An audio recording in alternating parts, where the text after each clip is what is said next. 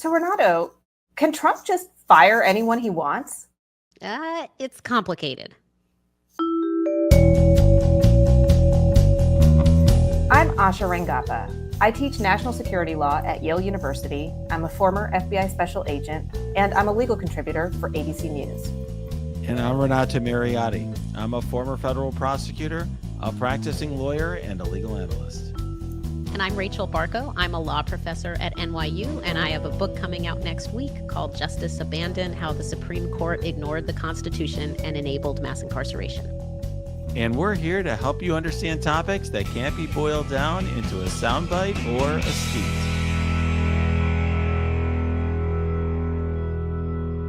So we have a great guest here to explain something that definitely cannot be boiled down into a soundbite or a skeet. Renato, I'm not sure if you took admin law. So I'm going to make a confession. I took admin law, but I did not really attend much of admin law. Who did you take it with? Actually, I don't even remember. I don't even remember, but it was a long time ago. Yeah. Yeah. Admin is in there with like federal courts. You know, I've told you that I took it, and all I remember is Professor Resnick drawing a bunch of buckets on the chalkboard with arrows going from the buckets. I agree with you. Like admin, I did attend, and I think I have like a vague understanding, but you know, I know that Rachel can break it down so well because I've listened to her on other podcasts when there was a big Supreme Court case about administrative agencies. We talked a little bit about it in this podcast. And then more recently, she wrote an amazing note for Cafe Insider. And I think she's the best person to break this all down. So what is happening, Rachel? Tell us. It's chaos.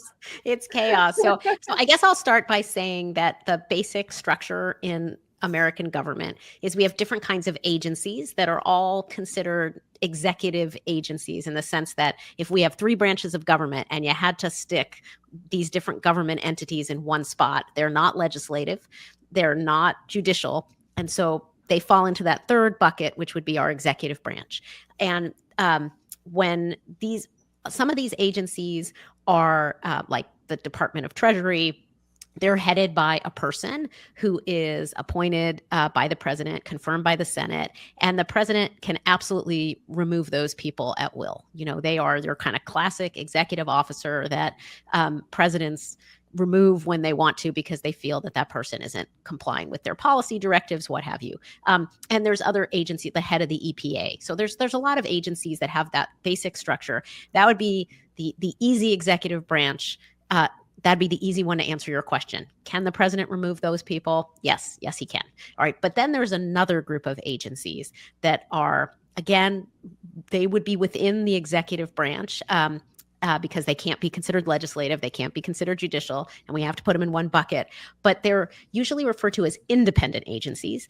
And the reason that they're referred to as independent agencies is when Congress created them, Congress created a structure that the heads of those agencies would only be removable for cause. So malfeasance, neglect of duty, basically they weren't doing their job right on the merits, the kind of classic way that you would justify firing somebody, that it was not that you just disagreed with them or you didn't like them anymore or it was arbitrary, but they actually performed poorly at their tasks, really severe stuff. And these independent agencies, we've had that structure with us. There have been scholars who've pointed out we've had that since the founding. There have been agencies like that where the president can't just remove those people at will.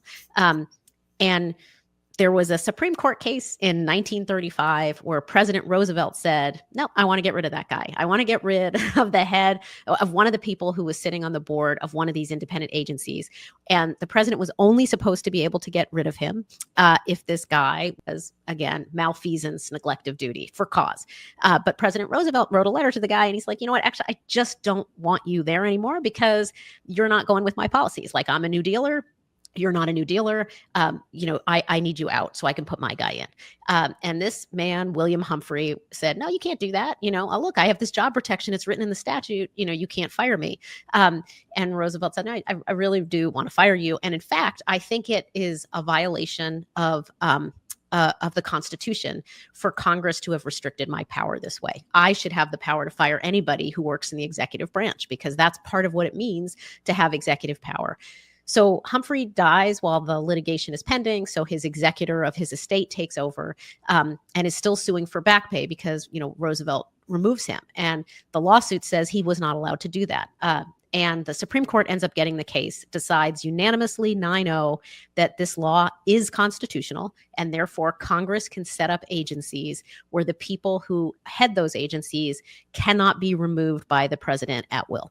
And Rachel, just before we move on, because you're explaining so much here, I want to make sure for our listeners and our viewers, they understand what sort of agencies we're talking about. Yeah, I mean, that's what the I was Federal Reserve comes to mind for me as one type of agency like this, but can you just walk through these agencies, and maybe are there distinctions between some of them as well? Yeah, no, good point. So the Federal Reserve is a great example of an agency like that. So the Board of Governors, the 14 Board of Governors, the president cannot just remove those people because he doesn't like them, because he wants to pressure them to change interest rates, right? We don't have a setup like that. The idea, and most central banks around the world, their central banking agencies, have that kind of protection from political influence.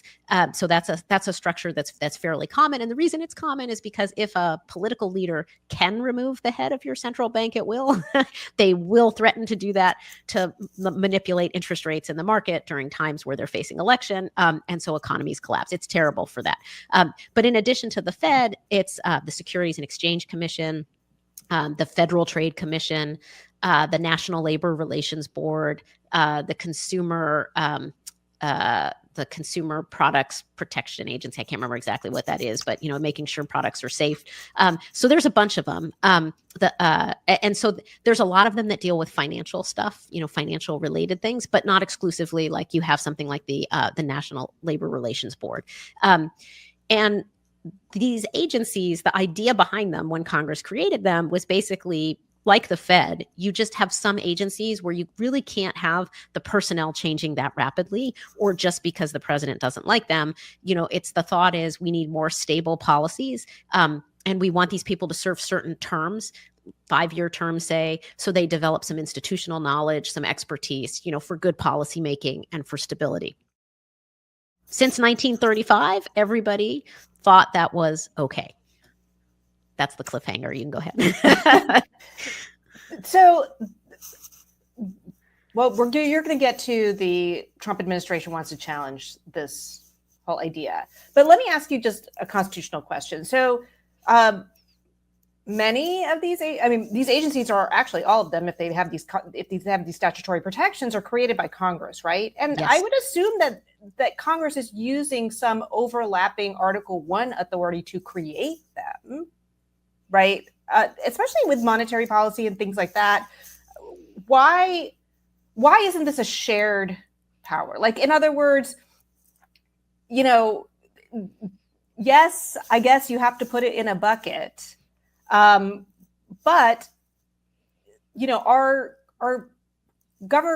constitutional system isn't necessarily delineated so cleanly into buckets. They blend into each other. And so explain what the constitutional argument is here that Trump is going to make, and what you think is the other side. Yeah. So I think that the way you described it is the way that for most of the country's history, the way the court saw it, the way people in Congress saw it, and frankly, the way most presidents recognized it as well, that just, Congress has flexibility to set these things up. And once they set it up, then the president administers and executes the law. But the setup is really something that Congress can do, unless there's some constitutional problem with the setup. And Humphreys was the challenge to that, to say, well, wait a minute, can they really do that? Can they make it so that the president can't remove these people? And the court said yes. And I would say starting right about with the end of the Nixon administration, you had a lot of high-profile scholars, lawyers, former Nixon administration officials who were really unhappy with the way Congress responded to Watergate. So, Congress creates a special counsel law. Congress passes an act that says the executive can't impound funds, meaning the president can't decide not to spend money that Congress has appropriated. there's a pushback to this idea that, like, why is Congress doing so much to executive power? And this kind of group of people that had a very strong conception of what the executive gets to do, they're often called unitary executive adherents. And so the idea is that when the Constitution was created and it puts the executive power in the hands of the president, these people argue, well, there's only one president, and that means that all executive power is in the hands of that one person. So it's the unitary theory, and that person needs to be able to remove anyone in the executive branch that doesn't comply with that president's wishes. They read that into executive power, and it became a theory that got lots of adherents in the Federalist Society. It's just been a very popular theory in Republican circles, and definitely in those Republican circles like the Federalist Society, where we've now seen lots of judges and justices come out of. And so they've been drinking that Kool-Aid for a while now. This idea that really presidents need to be able to remove people and in order to exercise the executive power. And because there have been so many judges and justices who have adhered to that, we now have on the Supreme Court several people, I guess we'll find out soon how many, who I think are really very much follow that idea. And starting in around 2010, they started deciding a couple cases where they made it clear that they were going to strike down congressional designs for agencies that don't adhere to that vision that they have, that you got to be able to remove anybody. So they've been chipping around the edges. And soon I think they're going to have to take the issue head on, because the Solicitor General has indicated that she is going to just say, Humphrey's executor, that case, that's wrong. You got to overrule it. And just to be clear, we often in this podcast talk about all sorts of different things that Trump is doing. And some of them, I would say, don't really have any basis in law at all. Like, you're not going to find necessarily judges who say you should ignore court orders, or you should retaliate against people for carrying out their lawful duties or whatever. But this is actually something, it's fair to say, and I think you've already explained this, but I want to make this clear for our listeners and viewers here, that there are a lot of not only lawyers, but judges who share this vision of the Constitution. And this is more of, I would say, in line with the sort of transformation that Republicans in the Federalist Society have wanted to carry forward for some time. Yes, so that's all accurate. I don't want to downplay how big of a deal it is, though, just because it's popular. So, that's correct. It's not like this is just his vision and he's kind of, it's singular. But just because it's pervasive doesn't mean it's not bold and, a huge departure from what we had seen before. So it's a pretty revolutionary shift to take a 90-year-old precedent that is the basic architecture of a ton of agencies in government and say, Congress can't do that anymore, including potentially threatening the current structure of the Federal Reserve. So, it's pretty, it is a sweeping idea. So I guess I would put it in the same category it's bolder than this, but it's in the same category of, just a lot of Republicans who had refused to accept Roe versus Wade, from the moment it was decided, and just for 50 years have just kept saying that's wrong, it's wrong, it's wrong, and then they just needed to get enough justices on the court to overturn it. It's a little bit like that, except it's 90 years, and instead of it being an individual right, it's actually this big structural question about government. So you mentioned that some of the agencies include things like the Federal Reserve, where you don't want these huge shifts with different changes of administration, right?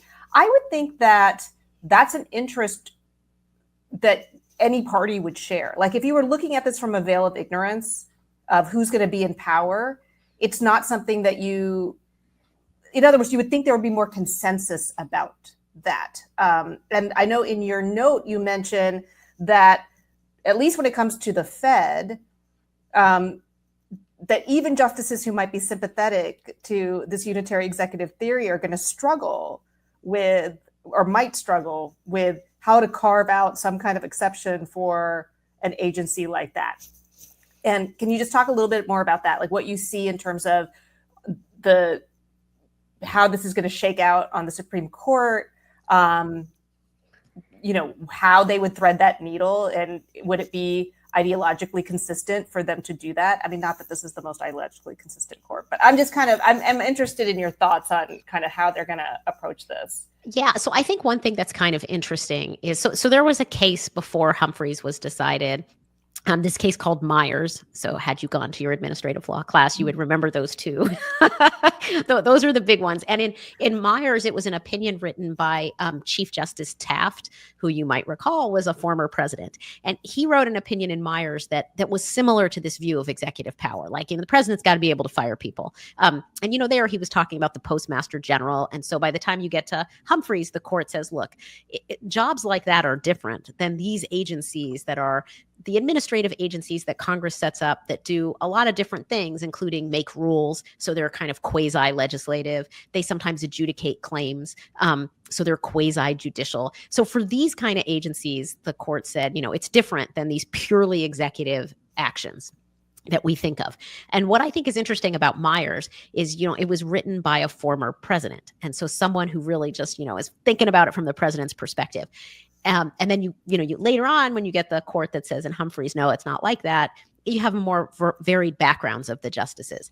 Fast forward to today, and you really have a Supreme Court just filled with people who only worked in the executive branch. They don't really have a variety of experiences. They were all high-level people who worked for presidents in presidential administrations. And so their point of view is just like very much, what does the president need? So, when you ask like, oh, well, wouldn't everyone agree that we kind of want to, have this kind of stability? I just think they don't have that perspective because they have very little respect for Congress's role. And they're really seeing it from the president's perspective. So they're just seeing it as, look, the president needs this authority to be able to control all the people who work in the executive branch. And, we know that because we worked in the executive branch. So, if you think of Chief Justice Roberts, you think of Justice Kavanaugh, you think of Justice Alito, like these are all people that their experience in government was really focused on presidential powers. So I think that colors their perception of the value of something like this. And they're also, what's the right way to put this? I think they're a little bull in the china shop in terms of just like, if they believe that there's just three branches of government and I have a vision that the president needs to control everything in this branch, so be it, so be it. If it's messy, then we just live with that. And I think, that is a foolish way to think about constitutional adjudication. But I do think that is a sensibility that it's not uncommon for them. And last thing I'll say is I do think that they're going to carve out the Fed because as much as I think they love their formal rules and they would like to just say this is nice and clean, they know full well, like if they decide that the Fed doesn't have these protections, that our economy will completely collapse. Like that would be like darkest days, stock market, like collapse, awful. Because, and by the way, I should say in litigation, because, Trump has fired so many people, there's cases percolating in the courts where, this is coming up and people are saying what's going to happen if the court rules on this. There's a brief that was filed by a bunch of financial regulatory law professors that literally just says, whatever you do, you must say, court, in your decision that this doesn't cover the Fed. Because if you're not clear about it, if like you leave it open or it's not certain, then the market will even tank on that. It'll even just tank on the uncertainty. And the court has had cases in prior terms where this, when they thought about this issue, that where it's come up, and you can always hear the justices are like, how do we carve out the Fed? And there's really no principled way to do it. If their theory is right, the Fed should go. So it does show that they care about practicality, but I think they'll go as sweeping as they can while trying to save that. That's interesting. Because I will tell you, I had the same thought. I was very interested in hearing you try to articulate a way to carve out the Fed. One thing that I think that it's important for our listeners and viewers to understand is how all these other employees fit into this, because we talked about presidential appointments. We're talking about these very particular agencies. But a lot of our listeners and viewers are hearing about all sorts of federal employees and all sorts of different agencies who are getting fired. What power does the president have to fire those people? What are the limits on that power? I think it's just helpful for people to understand. Oh, that's really complicated. So that one, so it definitely depends on what positions we're talking about. So you have some people that in the civil service in the federal government, they have job protections, not like the kind we've just been talking about, where you're going to serve a 5-year term, but they have other kinds of traditional civil service protections where it's the same thing. They should only be removed based on certain performance evaluations, and there's procedures you need to follow before you remove them. And that's all statutory law. They have those protections by virtue of a statute. I think there too, you're going to see President Trump argue that those statutes are unconstitutional. So he's going to say anybody who works for the executive branch, that's in a policy-making role, that's in one of these roles where they're really setting executive policy, that I should be able to remove them. And so those employees will have a different set of arguments to make. So they'll have the same ones to say, no, this law is constitutional, just like what we were talking about before. But they also have due process arguments. They have arguments that say, look, buddy, this statute created a certain interest in my job that I have. Like it's kind of like a property interest. Like Congress said, I get this job unless these things happen and I get these procedures. And so the Supreme Court could decide, look, even if going forward, we think these jobs are the kind of jobs where the president can fire somebody, these people relied on these statutes that gave them certain protections, and the president didn't follow the procedures. And so, some of those firings could be unlawful on that basis. Then there's another group of people who the president could be removing who, so that would be, by the way, an example of that could be something like the inspectors general. He can get rid of them, but he's supposed to give them 30 days notice kind of thing. And they can argue the procedures weren't followed. Or for some of them, they'll have job protections. And aren't they for cause also? Well, they can be removed under that act, I believe, if he gives notice as to why he's removing them. I think that's right for those. But each of them, these are all good questions, because basically what you have to do for every one of them is you have to look at the statute that creates the position, and you have to see, what does it say about removing people? What's the standard and what are the procedures? And so the question in each of these cases will be, can the president make a colorable argument that even if the standard says he wasn't allowed to remove them, can he say that's unconstitutional? And then the second argument is, even if he's allowed to remove them, does he have to follow certain procedures, or does it otherwise violate their due process? And then there's an additional argument that could potentially be made in some of these cases.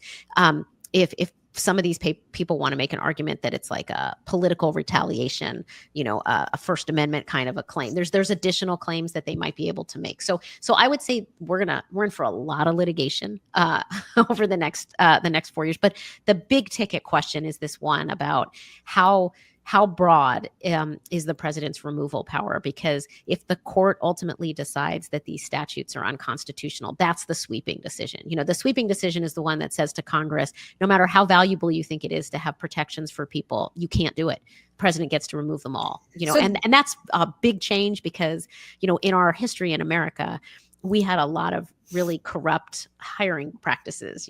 Tammany Hall here in New York, people might have heard about it. It's like a pay to play kind of thing. You get your jobs because you work for the politician, and it's kind of, you scratch my back, I'll scratch your back. And those kind of patronage jobs, that led to terrible policies, really inferior governance. And that's one reason why Congress passed these statutes, was to say, look, we don't want people hired just because they're you're in your political party and you're doing them a favor. We want people to be hired on merit. And so that's why these laws, they're the Merit Protection Board, is to protect people who are hired on merit. And what the Trump administration is basically trying to argue is Congress can't do that anymore. The president can hire people for reasons other than merit. And obviously we're seeing examples of that across the board. So then what's the check there's just no check. Congress can create the agency, but then it's just simply out of their hands, and we're all at the whim of... If the Supreme Court says that the president gets the ability to remove anybody at will, then and the court says that's a constitution, that's what the Constitution requires, then our only options are amending the Constitution or appointing enough justices to the court that realize that that's insane and overruling their decision, right? Because again, you can overrule. The other thing I will say is the only reason that we're here right now having this conversation, I think, is that this is a Supreme Court that has shown it doesn't really care very much about precedent, right? Like No. the idea that we would be saying, hey, are they going to overrule a 90-year-old precedent that no one challenged up until now, that everyone accepted, that Congress relied on to create hundreds of thousands of jobs and whole government structure? Like, it's insane if you believe in this concept of stare decisis, of adhering to your precedent. There is no way you should overrule that case. But this court has a conception of adhering to precedent that seems to be far less one about stability and predictability. And they have a view, if they think something's really wrong from the outset, they'll overrule it. And so that's going to be the question in this case. Like, do they decide? I know they think it was wrong from the beginning. I know there's 5 justices who believe Humphrey's executor was wrong when it was decided. So the question will be, are there 5 of them who show such little regard for stare decisis that they're going to overrule it? One thing I'm just curious about is, since we're talking so much about stability, predictability, which is something that we ordinarily think of as important, what impact would this have on our listeners and our viewers if, for example, this law was overturned, or this precedent was overturned, and agencies like this suddenly were operating differently? They were operating more like an arm of the president's office. So it would be something like, let's take the National Labor Relations Board. It would mean that the president could fire all 5 people at once. None of them have to fill out their term. And usually in these agencies, they serve staggered terms. So, they serve 5 years, and they have different start dates. And so, but what this would allow the president to do, it would be immediately wipe the slate clean and put in 5 people, let's say in the National Labor Relations Board. Presumably these would be 5 people super hostile to labor rights and unions. And so immediately you would get decisions that would really basically squash labor protections. And then take the Securities and Exchange Commission. Again, he could just wipe the slate clean and put in people in the Securities and Exchange Commission that are just the people Trump likes, his loyalists. And, there it could be something like, he's got a lot of crypto now, so he could just, it could be a Securities and Exchange Commission that's like, let crypto do whatever it wants, or target in their enforcement actions competitors of Trump crypto. I mean, you get loyalists and you get them in right away, and you don't have any kind of check. There would be some things that would push against that. There are other Supreme Court decisions that say, if an agency has a rule on something, they can't just immediately change it without explaining it. So there would have to be some process for changing rules that would take a little bit of time. But all of this would speed that up. You would very quickly have people put in place that would be loyal to him. And particularly in their enforcement actions, who they go after, who they choose to go after. So again, if they decide that their employer side kind of heads of the NLRB, they could reject union challenges to certain labor practices. At the SEC, they could bring enforcement actions against the companies that Trump doesn't like, as opposed to any of his or any of Elon Musk's. They've already started doing some of that. We see a little bit of that, but it would be much more rapidly doing that across the agencies. And then like the Fed, what you could see is him replacing the board of governors with people who will do whatever he wants. And so he could get people in there who are willing to manipulate the interest rates to time things with elections and things that he cares about. And in terms of enforcement actions, a lot of those enforcement actions are happening within the executive branch also, right? So what kind of protections do those adjudicators, those admin law judges have? Or would this also impact that? Like, could he just wipe out all immigration judges and, I don't know, bankrupt, whatever? Yeah, so that's another great question, and also complicated. So the Supreme Court has not definitively indicated how far it's going to go for the people within agencies who adjudicate. Like, if they might have, do they have more protections than the people who are like the heads of the agencies that do the more policy making kinds of things? But it has indicated in some opinions that it might be willing to go that route. And if that's true, you kind of lose the idea of an impartial adjudicate. I mean, it really would sort of taint the nature of the adjudication process. and it's just unclear how far they're going to go with this. I mean, it just goes to show you how many things are up in the air right now, because it's basically every position in government that has any kind of for cause protection. And I should say, the other protection we could have for some of this stuff would be for the people who have to be appointed to these positions. So, these would be anybody who the Constitution deems to be a principal officer. So, someone who's making a lot of policy, has a lot of responsibility. Those people have to get nominated by the president and confirmed by the Senate. So the other check is supposed to be when they're put in the job in the first place, that there'd be screening for them to, be not these kind of people who will just be loyalists. And so, obviously we have seen that check totally broken, right? Like, so, part of the problem is that you have prior Congresses who recognize that you need to have removal protections, and you have a current Congress that doesn't seem to give a dime about any of its functions and is just letting the president basically wipe the floor with them. So, you don't want to spend the money that we said you have to spend. Okay, well, we're not going to say anything as a Congress. You want to appoint people who are totally unqualified, who we know are unqualified. Well, but you threatened that maybe you'll support somebody against us in a primary. So I guess we'll go along with it. Like, our problem right now is we have such weak members of the president's own party in Congress that is acting as no check at all. They're not protecting their interests at all as a governmental. They don't care about Congress as a Congress. They just care about themselves and their own political careers. So they're not really doing any of the things that I think the framers thought would happen.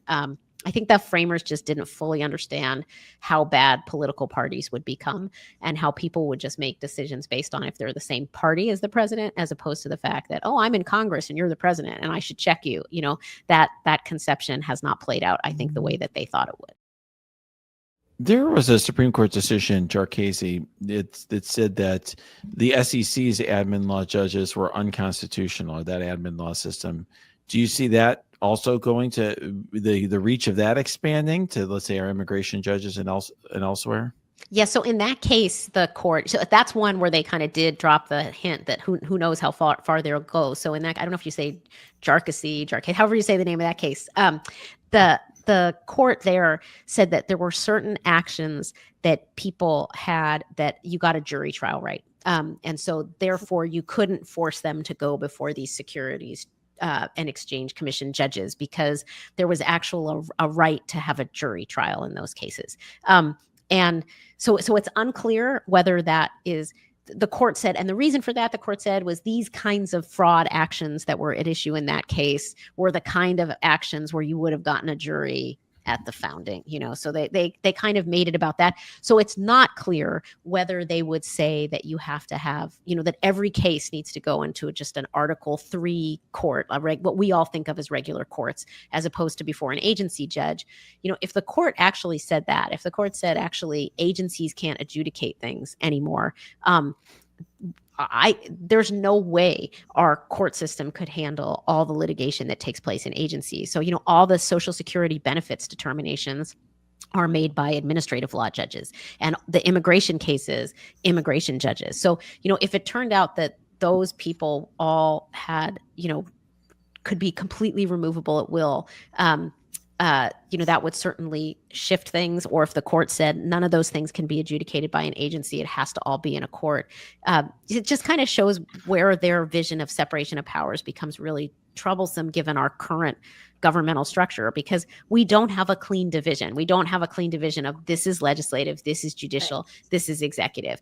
We have all kinds of blending. And even if the court wanted to try to untangle that knot, it's really not possible. We're just too far beyond that. And so that's going to complicate, I think, how far they go with trying to get back to some simpler time. We just have a very complicated government that doesn't really lend itself, I think, to the way they're thinking about it. And we never have, by the way. I mean, the other thing I guess that I think is just worth mentioning here is, there are originalists on the court. There are people who claim they care about, the original meaning and what did things look like at the founding. And, now we have a decent chunk of historical evidence from legal historians who've been looking at this, who've said, there were agencies at the time of the framing where the president couldn't remove the people other than for cause. So, if the founding generation was like, yeah, that's okay, why would it not be okay now? They're not the world's greatest historians on the Supreme Court, and sometimes they pick and choose which history they look at. But I think that history is really damning for the idea that they have in their mind, which is that no, the president has to be able to remove everybody. And that is one way they could distinguish the Fed, though, because some of those early agencies that had for cause removal protections were like banking, financial kinds of scenarios. So before we wrap up, you talked about principal officers. Can we talk about DOGE and where Elon Musk fits into our constitutional system? Now, my understanding is that DOGE is basically a repurposed executive branch agency, the U.S. Digital Service, that was created by the executive branch. That's not, I don't believe that was congressionally created. I think that's right. I mean, I'm sure they get funding somehow from Congress, but I think that's right. Yeah. And USDS was, I think, created under Obama or whatever. What is even happening? I don't even know where to begin with that one. I mean, I do know that they have said, the administration has said in court filings, this guy, he's like, they compared him to Anita Dunn and people who worked in the last administration who were just like advisors to the president, like he's just like an advisor to the president who's kind of like around, but he's not in charge of DOGE, which, that is going to require judges around the country.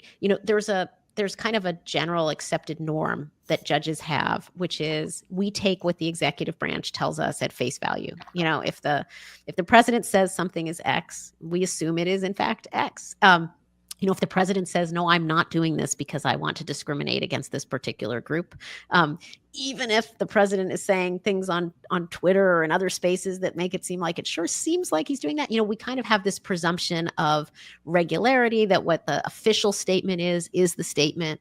And so I think the other thing that's going to be a challenge for the courts is how much to say, okay, come on. Like, I understand you say he's not in doing anything, but he seems all over this. And if not him, who, and what is it that they're doing? But the complexity with the DOGE stuff is that, it's a little bit of a circular argument, because if all DOGE was doing was kind of helping to streamline powers that the president already has and has the ability to exercise, then it is more like an advisor like a good IT team, that's just helping the president find stuff. But it seems like what's the biggest legal obstacle with DOGE is that they don't have like a general counsel or somebody who's advising them about what is actually lawful. And so they're kind of going around and they're doing things that aren't things the president can do. And so the legal challenge, I think, will be less about the fact that it's DOGE that did it and more about the fact that the president can't do it, or at least can't do it that way. But I think we'll also... Yes, exactly. Like the impoundment, that's another one. There's an act that says you cannot, the president cannot just refuse to spend the money that Congress has appropriated. And the Impoundment Act says, like, if we've appropriated it, you've got to spend it.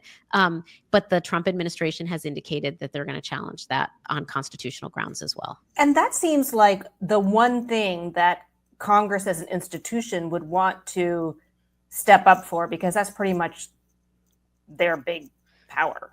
You would think, but I'm amazed at what they're letting the president do right now without, they all just seem to care about being primaried.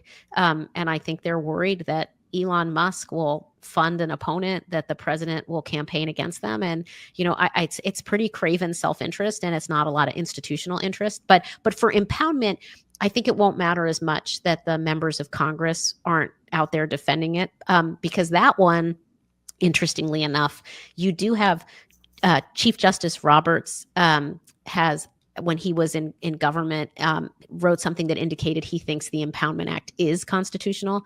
And William Rehnquist and Justice Scalia had written things when that indicated they thought it was constitutional. And since, it's a group of conservatives that that, I think they think highly about what Rehnquist or Scalia would have said about something. So that one, I actually think the court might say that the Impoundment Act is constitutional. And I think that might be the one win that Congress gets. So they won't have the ability to design agencies with job protection, but they will be able to say that the president has to spend the money.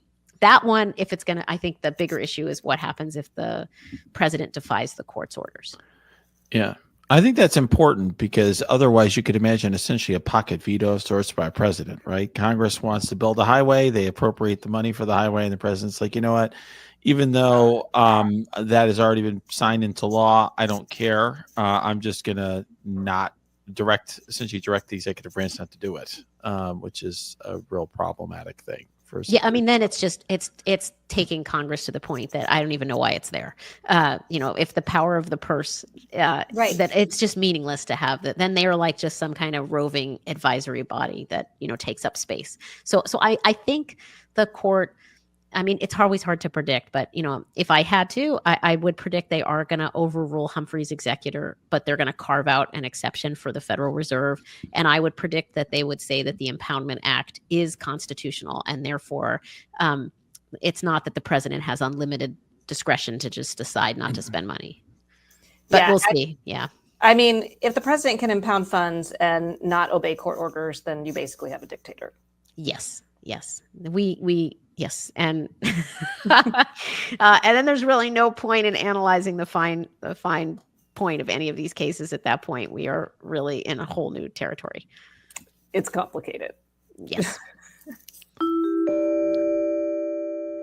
Well, Asha, that was an interesting conversation, but not nearly as crazy as what happened in the Oval Office today, because we are recording this on Friday, the 28th. Yeah, so this happened when I was in the air. I was flying to Atlanta, which is where I am now. That's why I'm in a hotel room.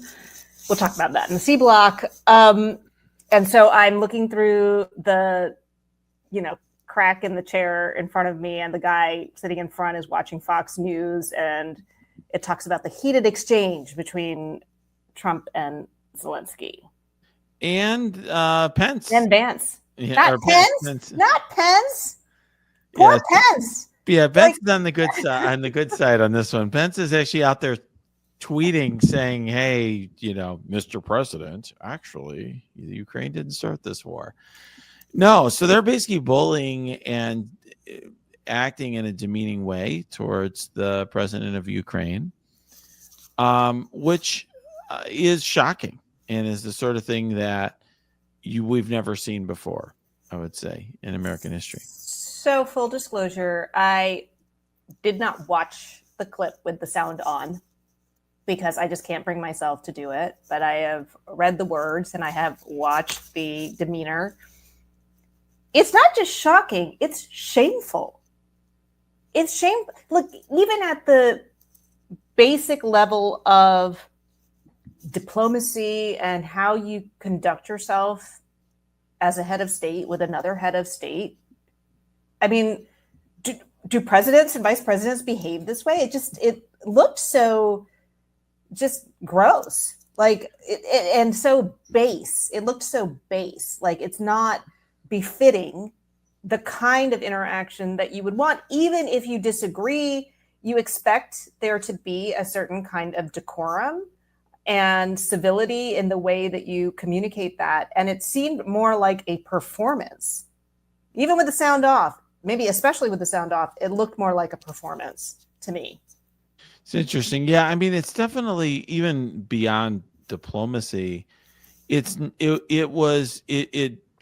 showed a lack of civility to the point that we wouldn't treat like a guest in our home that way. Right? Correct. And so if somebody came to my home for any reason, I would not treat them in that manner.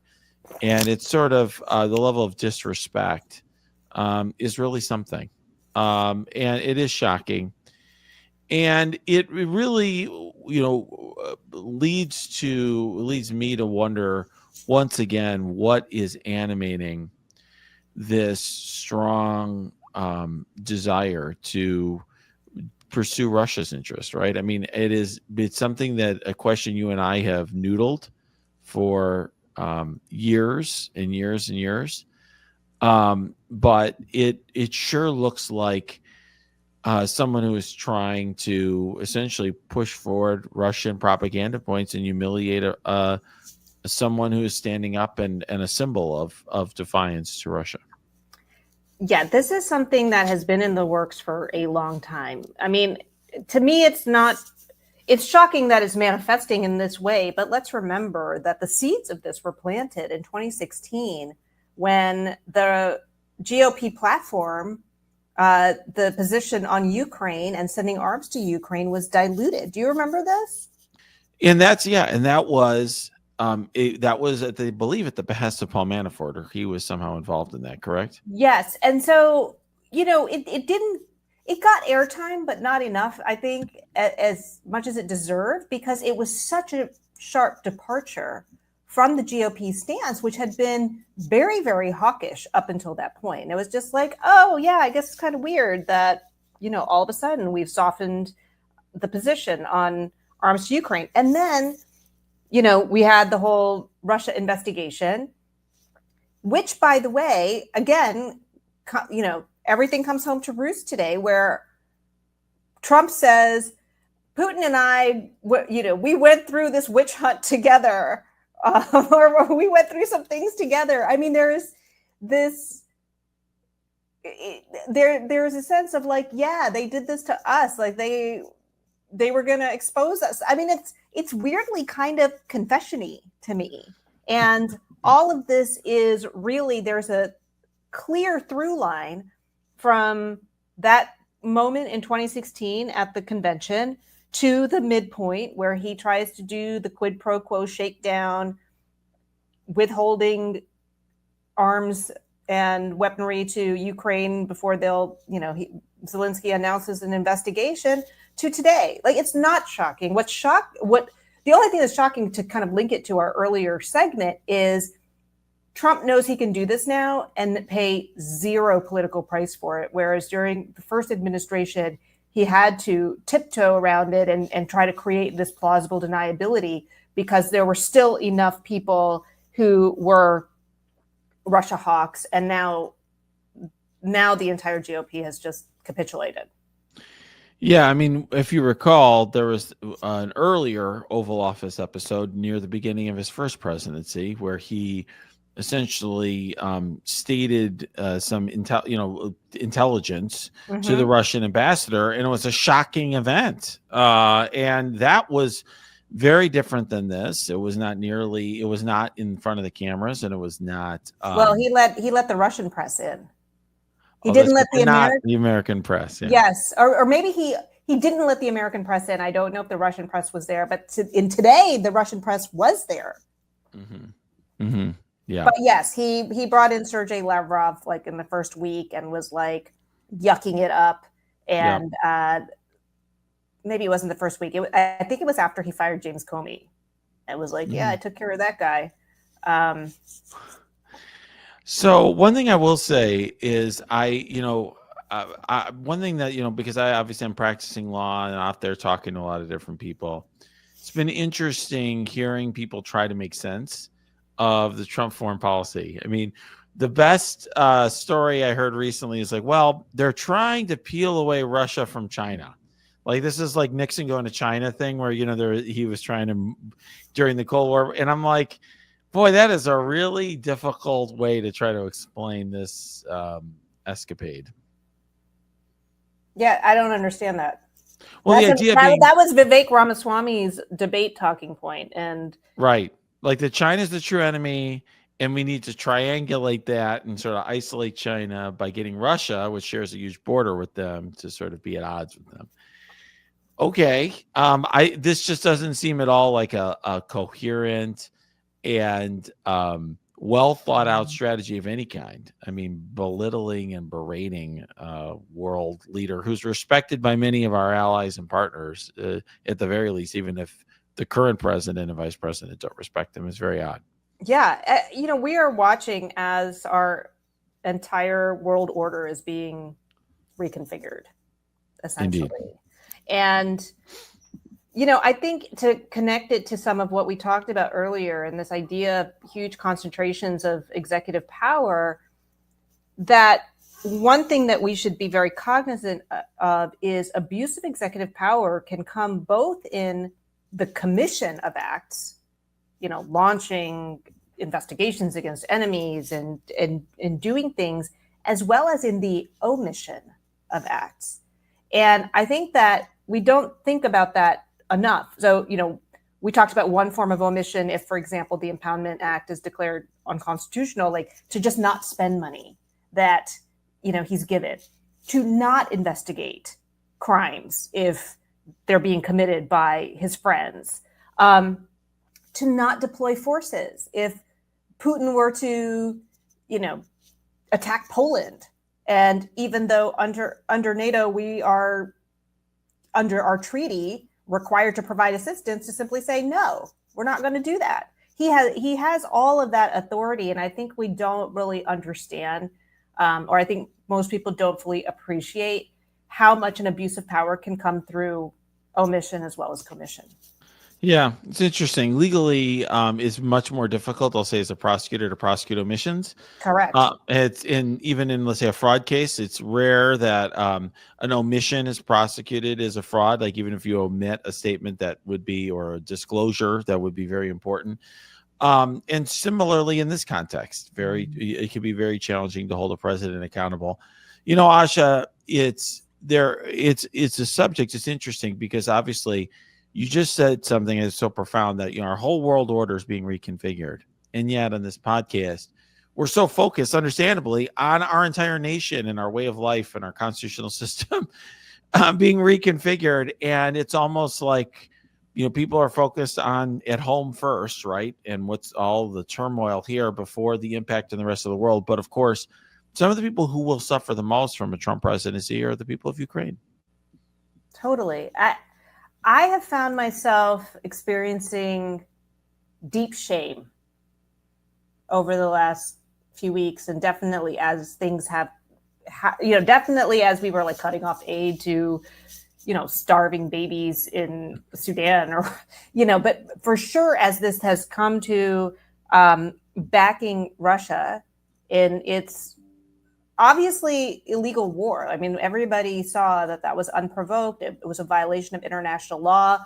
The United States voted with Russia in the United Nations against condemning Russia for that invasion. I mean, to me, that was hugely shameful. Like, I thought that was kind of rock bottom.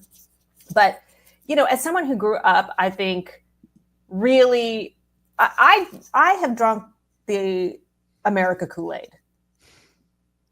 I mean, this is why I joined the FBI. Like, I have always believed in the shining beacon on a hill, this idea that it's the idea of America, it's the promise of America. And I'm really sad. I'm really sad because I feel like we're not the good guys anymore.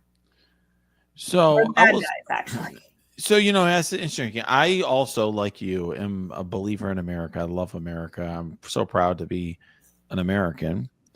But I don't feel shame for Trump's actions, because personally, I did everything I could to try to oppose his reelection. And I feel like I have stood against that. And I just think that, it's unfortunate. But he is acting against our constitutional system and a lot of the things that I do hold very dear. But I don't feel as personally responsible. I just can't. I don't take any responsibility for him. I just feel like I can't. And so he's not. I mean, he. Yes, I understand that he was elected, and I respect the fact that is how the election was resulted. But he's not speaking for me. Let's just put it that way. Yeah, I was at the National Constitution Center conference last weekend, and Yuval Levin gave a speech, and he actually said something that I thought was really profound. And it's this, he was saying that the president actually doesn't represent everyone. The president is there to be essentially like a steward of the nation, but not necessarily like the the representative of everybody's will. That's what we have Congress for. That's why we have our actual representatives. And it was a really interesting way to think about how we have reimagined the president. And I guess the shame that I do feel is that I do think that people see the president as kind of embodying what America is, and hopefully, as long as we still can, we can still, in our individual capacities, say what we believe and speak out against it. But yeah, it's a sad time right now. It is. So, Asha, before we go, what have you been up to? So, as I mentioned, I was flying to Atlanta. I was in flight. I was coming to Atlanta. I'm here for a wedding of a family friend, their kid. My dad's here, and I've joined him because it's an Indian wedding, and Indian weddings are fun. And sometimes you need a distraction, and this seemed like a good one. So I absolutely love Indian weddings, partly because I love Indian food. That is probably my favorite cuisine. To my mom's chagrin, I am much more into Indian food than I am Italian food. Oh no, does she listen to this podcast? Oh, absolutely. Like from time to time. And she knows this. I've taken her to Indian restaurants many times. So what the cool thing about Indian weddings to me is not just all the food, but it's like such a cool spectacle, and it's like a whole thing, right? I mean, and it's often, if you're involved in a wedding party, like multiple days. Like I've had to go early, and there's all these events, and yeah. Yeah, so it's, I'm only here till Sunday, but I have a huge suitcase behind me because I had to pack like multiple outfits because there's many costume changes. I love it. And especially because this is an interfaith wedding. And so there's like kind of additional events because there's like, the Christian ceremony, then there's the Hindu ceremony, and then there's something in between. I don't know. So anyway, I just packed a lot of outfits. I packed things that can go Indian, things that can go. Wow. It's not all saris then. Yeah. I do have a sari. So saris are tricky because, just a little sartorial lesson here. I know a lot of non-Indians call like all all female Indian clothing saris, but the sari is actually the 6 yards of cloth that you wrap around and all of that. But those are the trickiest. Those are highly susceptible to wardrobe malfunctions. And makes sense. Yeah, and they're I have figured out how to put one on, but I will only wear that to the actual ceremony, and then I have to change into something else. So if you look carefully at the reception, except for the aunties who could totally know how to dance in a sari, usually the younger, generation women are wearing a lenga. Oh. And that is a much more secure kind of outfit. And speaking of someone who has been to multiple Indian weddings and danced at them, I did not even notice this. So this is a Westerner's perspective, I guess. Yeah. Okay. So the lenga is like has a drawstring waist, and it's got like the fun blouse or whatever. And then there's the kurta pajama, which is the long tunic with the pants underneath. And that both men and women have their versions of that. That's interesting. Okay, well, one last question before we go. Is there going to be an elephant or a horse or something at this wedding? I don't know. Are you allowed to have elephants in the U.S. for weddings? So it's tricky. You just have an elephant going down some random street in Georgia? There are people who have them. That's all I'm going to say. I'm not timing anybody out, but it has occurred. But you've been to an Indian wedding in the U.S. where they've ridden an elephant? I've been to 2 where they did the horse. Horses, yeah, I know the horses. Sometimes it's like a Corvette or something, and then they're doing the things around Corvette. Oh my god. Or whatever, some sports car. I've seen that. I've seen the horse. I don't know that I've been to one that has an elephant. I feel like that's illegal, probably. Well, it's the whole, just everyone is like the grooms, like posse comes in, right? Yeah. So the idea is the reason that is happening is that the groom is coming to the bride's village. Like they have traveled all of this way. So the big procession is kind of the symbolism there is that the groom is coming to the bride's village, and they have traveled, on elephant, for miles and miles, and so they're being welcomed as they come. Sure. In. That's why that's the big party Got at it. that moment. Well, as yes, as somebody who's usually coming as part of the groom's entourage, I've had a lot of experience with that. So yeah, I'll report back later. Sounds good. Sounds like a lot of fun.